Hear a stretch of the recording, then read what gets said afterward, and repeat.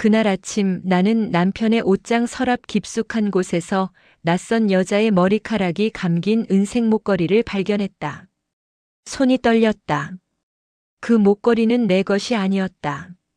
남편은 침대에 누워 천장을 멍하니 바라보고 있었다. 치매 진단을 받은 지 2년째였다. 그는 더 이상 내 이름을 부르지 못했다. 그런데 왜 이 목걸이가 여기 있는 거지? 나는 그 순간 모든 것이 무너지는 느낌을 받았다. 남편과 나는 결혼한 지 38년이 되었다. 두 아들을 키우고 작은 식당을 운영하며 살아왔다. 힘들었지만 우리는 서로를 믿었다. 적어도 나는 그렇게 믿고 있었다. 남편이 치매 진단을 받은 날 나는 하늘이 무너지는 것 같았다. 의사는 말했다. 초기 치매이고 천천히 진행될 거라고. 하지만 나는 알았다. 이제부터 내 삶은 달라질 거라는 걸. 남편은 점점 나를 못 알아보기 시작했다. 아침에 일어나면 내가 누군지 물었고 밤이 되면 집을 나가려고 했다. 나는 잠을 제대로 잘 수 없었다. 몸도 마음도 지쳐갔다. 그래서 나는 간병인을 구했다. 이름은 윤미였다. 35살쯤 되어 보였고 말투가 부드러웠다. 처음엔 고마웠다. 그녀가 남편을 씻기고 밥을 먹이고 산책을 시켰다. 나는 그 시간 동안 숨을 쉴 수 있었다. 시장에 가고 친구를 만나고 혼자만의 시간을 가질 수 있었다. 윤미는 남편에게 친절했다. 남편도 그녀를 따랐다. 그녀가 오면 남편은 웃었다. 나를 볼 때보다 더 환하게. 나는 그게 질투가 아니라 안도라고 생각했다. 누군가 남편을 돌봐주니까. 누군가 내 짐을 덜어주니까. 그런데 어느 날부터였을까? 집 안 분위기가 이상해졌다. 윤미가 남편과 거실에서 웃고 있을 때 나는 부엌에서 그들을 바라봤다. 남편은 치매 환자였다. 하지만 그 순간만큼은 정상인처럼 보였다. 그녀의 손을 잡고 있었다. 나는 눈을 의심했다. 그냥 부축하는 거라고, 그냥 돌보는 거라고 스스로를 설득했다.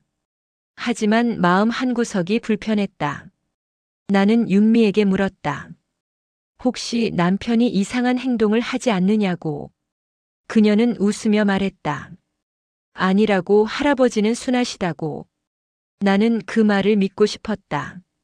그러던 어느 날 저녁 나는 약국에 갔다 돌아왔다. 집에 들어서는데 거실이 너무 조용했다. 남편 방문이 살짝 열려 있었다. 나는 숨을 죽이고 다가갔다. 그리고 그 안에서 윤미가 남편의 손을 꼭 잡고 속삭이는 모습을 봤다. 괜찮아요, 제가 여기 있어요. 남편은 고개를 끄덕였다. 그의 눈빛은 또렷했다. 치매 환자의 눈빛이 아니었다. 나는 그 순간 심장이 얼어붙는 것 같았다. 나는 문을 벌컥 열었다. 윤미는 놀라 뒤로 물러섰다. 남편은 나를 빤히 쳐다봤다. 그리고 말했다. 당신은 누구세요? 나는 그날 밤 윤미를 내보냈다. 그녀는 아무 말도 하지 않았다. 그냥 가방을 챙기고 나갔다. 남편은 계속 물었다. 왜 그 사람을 보냈냐고. 나는 대답하지 않았다. 대답할 수가 없었다. 며칠 동안 나는 남편을 혼자 돌봤다. 몸은 더 힘들어졌지만 마음은 조금 안정되는 것 같았다. 그런데 남편은 계속 윤미를 찾았다. 그 사람 어디 갔어? 언제 와? 나는 참을 수 없었다. 소리쳤다. 그 사람 없어. 다시는 안 와. 남편은 울기 시작했다. 나는 그 모습을 보며 내가 괴물이 된 것만 같았다. 그리고 나는 남편의 휴대폰을 뒤졌다. 그 안에는 윤미와 주고받은 문자가 있었다. 오늘도 고마웠어요. 내일 또 봐요. 당신이 있어서 하루가 행복해요. 나는 손이 떨렸다. 이게 뭐지? 이게 대체 뭐란 말이지? 남편은 치매였다. 그런데 이 문자는 멀쩡한 사람이 쓴 것 같았다. 나는 윤미에게 전화를 걸었다. 그녀는 받지 않았다. 나는 문자를 보냈다. 우리 남편한테 대체 뭘 한 거예요? 답은 오지 않았다. 며칠 후 나는 남편을 병원에 데려갔다. 담당 의사에게 물었다. 치매 환자가 특정 사람에게만 또렷해질 수 있느냐고. 의사는 고개를 끄덕였다. 가능하다고. 감정적으로 강한 유대감을 느끼는 사람 앞에서는 일시적으로 증상이 완화될 수 있다고. 나는 그 말을 듣고 무너졌다. 그럼 나는 뭐지? 나는 38년을 함께 산 아내인데 왜 나한테는 그렇지 않은 거지? 나는 집으로 돌아와 혼자 울었다. 남편은 옆방에서 윤미 이름을 중얼거렸다. 나는 윤미의 집을 찾아갔다. 주소는 남편 휴대폰에 저장되어 있었다. 작은 원룸이었다. 초인종을 눌렀다. 윤미가 문을 열었다. 그녀는 나를 보자 표정이 굳었다. 나는 차분하게 물었다. 우리 남편이랑 무슨 사이예요? 그녀는 잠시 망설이더니 말했다. 사랑해요. 나는 귀를 의심했다. 뭐라고요? 그녀는 다시 말했다. 저는 할아버지를 사랑해요. 그분도 저를 사랑하세요. 나는 웃음이 나왔다. 비웃음이었다. 우리 남편은 치매예요. 당신이 누군지도 제대로 모를 거예요. 윤미는 고개를 저었다. 아니에요. 저를 알아보세요. 저랑 있을 때는 멀쩡하세요. 나는 그녀의 말을 믿을 수 없었다. 하지만 동시에 그게 사실일지도 모른다는 두려움이 밀려왔다. 나는 집으로 돌아왔다. 남편은 거실에 앉아 있었다. 나는 그 앞에 앉아 물었다.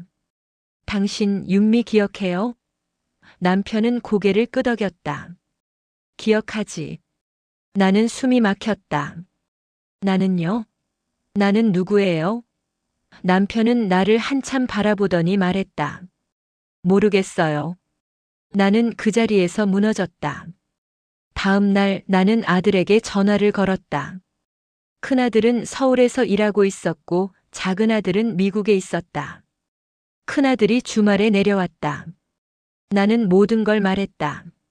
아들은 믿을 수 없다는 표정이었다. 엄마 아빠가 치매인데 무슨 바람이에요? 나는 말했다. 나도 몰라. 하지만 그 간병인이랑 뭔가 있어. 아빠가 그 사람만 찾아. 아들은 한숨을 쉬었다. 엄마, 그냥 착각 아닐까요? 아빠가 혼란스러운 거지. 나는 고개를 저었다. 아니야. 내가 본 거야. 아들은 남편과 이야기를 나눴다. 남편은 아들 앞에서도 윤미를 찾았다. 윤미는 언제 와? 아들은 당황했다. 나는 아들에게 남편 휴대폰을 보여줬다. 아들은 문자를 읽더니 얼굴이 굳어졌다. 이게 대체 뭐예요? 나는 대답하지 않았다. 아들은 윤미에게 전화를 걸었다.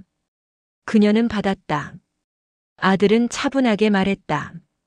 제 아버지한테 접근하지 마세요. 윤미는 대답했다. 저는 할아버지를 사랑합니다. 할아버지도 저를 사랑하세요. 아들은 전화를 끊었다. 그리고 나를 보며 말했다.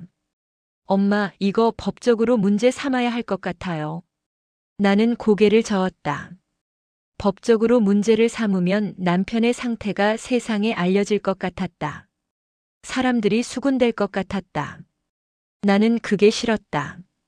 아들은 답답해했다. 그럼 어떡하라는 거예요? 나는 말했다. 일단 윤미를 다시는 집에 못 오게 할게. 아들은 한숨을 쉬고 서울로 돌아갔다. 나는 다시 혼자가 되었다. 그런데 며칠 후 남편이 사라졌다. 나는 아침에 일어났는데 남편이 없었다. 집안을 다 찾아봤지만 보이지 않았다. 나는 급하게 밖으로 나갔다. 동네를 돌아다니며 남편을 찾았다. 1시간쯤 지났을까? 나는 공원 벤치에 앉아 있는 남편을 발견했다. 그 옆에는 윤미가 있었다. 그들은 손을 잡고 있었다. 나는 그 장면을 보고 숨이 막혔다. 나는 다가가 소리쳤다. 지금 뭐 하는 거예요? 윤미는 놀라 일어났다. 남편은 나를 보며 말했다. 당신은 누구세요? 나는 윤미를 밀쳤다. 그녀는 비틀거렸다. 나는 남편의 팔을 잡아 끌었다. 집에 가요. 남편은 저항했다. 싫어. 윤미랑 있을 거야. 나는 눈물이 났다. 사람들이 우리를 쳐다봤다. 나는 부끄러웠다. 창피했다. 나는 남편을 억지로 집으로 데려왔다. 그날 밤 남편은 문을 두드리며 소리쳤다. 윤미, 윤미. 나는 귀를 막았다. 하지만 소리는 계속 들렸다. 다음 날 나는 정신과 상담을 받으러 갔다. 상담사는 내 이야기를 듣더니 말했다. 남편분이 치매로 인해 감정 조절이 안 되는 거예요. 윤미 씨에게 의존하게 된 거고요. 나는 물었다. 그럼 저는요? 저는 38년을 함께 산 아내인데요. 상담사는 조심스럽게 말했다. 치매 환자는 과거보다 현재에 집중해요. 윤미 씨가 최근에 남편분에게 강한 인상을 남긴 거죠. 나는 그 말을 듣고 무너졌다. 그럼 나는 이제 없는 사람이란 거야? 나는 집으로 돌아와 남편의 방을 청소했다. 옷장을 정리하다가 그 은색 목걸이를 다시 발견했다. 나는 그걸 손에 쥐고 한참을 바라봤다. 그리고 윤미에게 전화를 걸었다. 이번엔 그녀가 받았다. 나는 물었다. 이 목걸이 당신 거죠? 윤미는 잠시 침묵하더니 대답했다. 네. 나는 말했다. 왜 우리 남편한테 이런 짓을 한 거예요? 윤미는 대답했다. 저는 사랑했어요. 할아버지가 저를 필요로 했어요. 아주머니는 할아버지를 짐으로 생각하잖아요. 나는 숨이 막혔다. 뭐라고요? 윤미는 계속 말했다. 할아버지는 저한테 말했어요. 아주머니가 자기를 귀찮아한다고. 자기 때문에 아주머니가 힘들어한다고.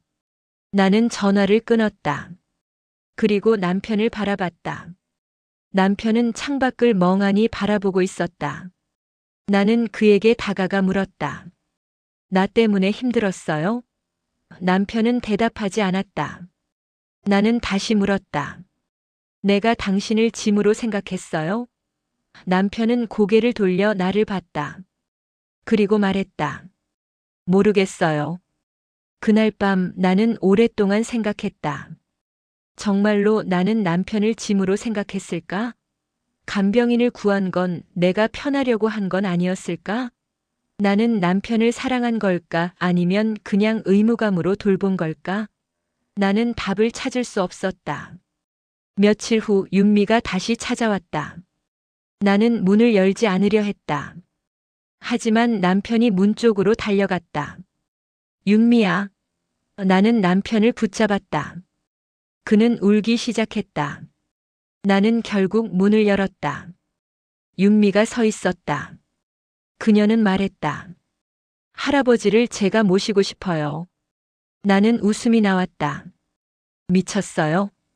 윤미는 진지했다. 저는 진심이에요. 할아버지를 행복하게 해줄 수 있어요. 나는 소리쳤다. 그 사람은 내 남편이에요. 윤미는 조용히 말했다. 하지만 할아버지는 저를 원해요. 나는 그 말에 할 말을 잃었다. 사실이었으니까. 남편은 나보다 윤미를 원했다. 나는 그게 너무 아팠다. 나는 윤미에게 말했다. 나가요. 다시는 오지 마요. 윤미는 남편을 보며 말했다. 할아버지, 제가 꼭 다시 올게요. 그리고 그녀는 떠났다. 그 후로 남편의 상태는 더 나빠졌다. 그는 밥을 먹지 않았고 밤마다 울었다. 나는 더 이상 어떻게 해야 할지 몰랐다. 나는 아들에게 전화를 걸었다. 아빠를 요양원에 보내야 할 것 같아. 아들은 놀랐다. 엄마 진심이세요? 나는 울먹였다. 나 혼자서는 못하겠어. 아빠가 날 미워해. 나를 안 알아봐. 아들은 한숨을 쉬었다. 알겠어요. 제가 알아볼게요. 일주일 후 나는 남편을 요양원에 데려갔다. 남편은 가기 싫다고 소리쳤다.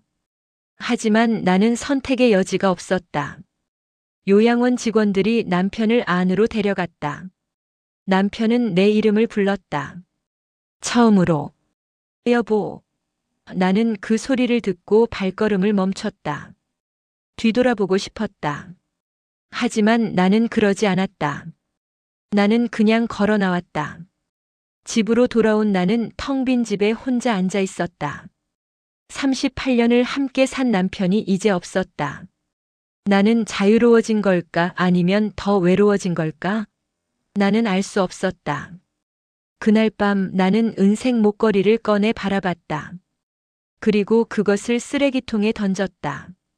하지만 다음 날 아침 나는 그 목걸이를 다시 주웠다.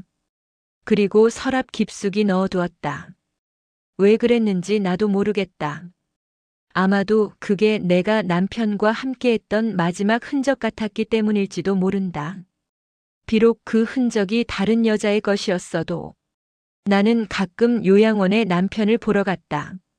남편은 여전히 나를 몰라봤다. 하지만 나는 그 옆에 앉아 있었다. 그리고 생각했다. 사랑이란 게 뭘까? 기억일까 아니면 함께한 시간일까? 나는 아직도 답을 모른다. 하지만 한 가지는 안다. 나는 남편을 사랑했다. 비록 그가 나를 기억하지 못해도, 비록 그가 다른 사람을 원했어도 나는 그를 사랑했다. 그리고 어쩌면 그것만으로 충분할지도 모른다.